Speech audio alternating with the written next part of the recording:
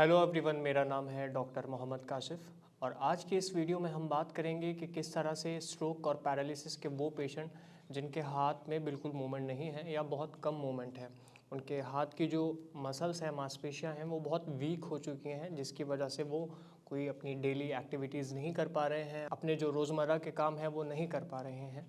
किस तरह से वो एक्सरसाइजेस करें, किस तरह की वो मूवमेंट करें कि उनकी जो मसल की पावर है वो दोबारा से रीगेन हो, उनका जो ब्रेन है वो दोबारा से रीलर्न करे उनके मूवमेंट्स को और दोबारा से रीएजुकेट हो तमाम मूवमेंट के लिए।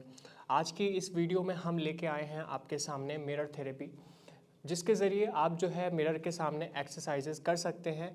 उन एक्सरसाइजेस को करने के बाद मिरर के सामने आपके ब्रेन को जो है वो एक स्ट्रॉन्ग मैसेज जाएगा, एक अच्छा खासा स्टिमुलेशन होगा, जिससे कि आपका जो अफेक्टेड हैंड है उसमें मूवमेंट आने लगेगा। आइए शुरू करते हैं मिरर थेरेपी। तो व्यूवर्स, आपको करना ये है कि जो स्ट्रोक के पेशेंट है या उनके असिस्टेंट हैं या फैमिली मेम्बर्स हैं, उनको एक मिरर का इंतज़ाम करना है। अपने बाथरूम से मिरर उतार सकते हैं। कोशिश करें कि एक सिंपल मिरर होना चाहिए। तो उसके बाद में मिरर जो है किसी टेबल के ऊपर आपको रखना है।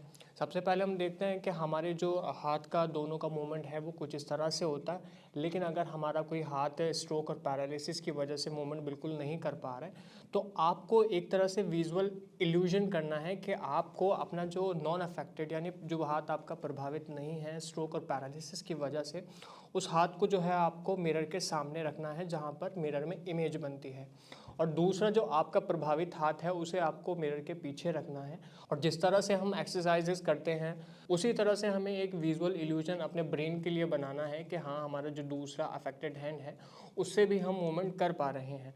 रिसर्चर्स के मुताबिक अगर हम ये एक्सरसाइजेस अपने घर पर करते हैं मिरर के सामने, तो इस बात की प्रबल संभावना है कि हमारा जो हाथ स्ट्रोक और पैरालिसिस की वजह से प्रभावित है उसमें बहुत जल्द रिकवरी आती है, उसमें मूवमेंट होने लगता है, जिससे हम अपनी जो डेली एक्टिविटीज़ हैं उन्हें आसानी से कर सकते हैं।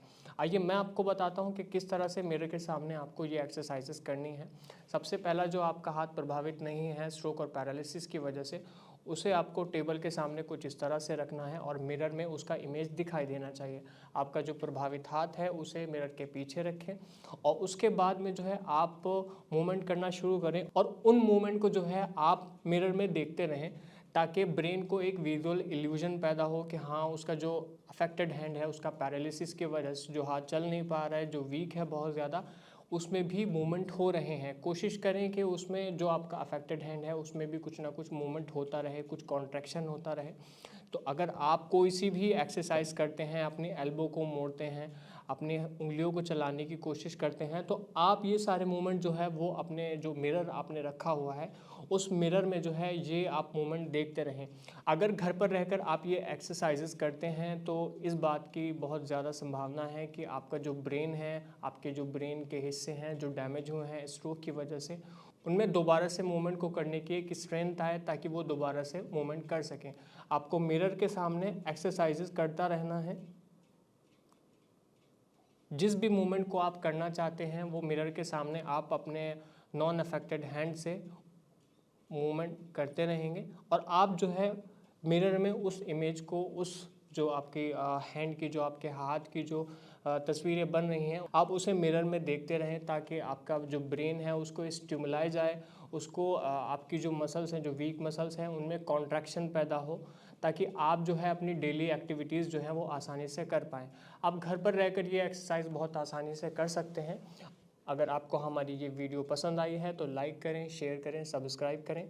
अगर आप हमारे डॉक्टर से बात करना चाहते हैं तो नीचे दिए गए नंबर पर आप हमें कॉल भी कर सकते हैं। धन्यवाद।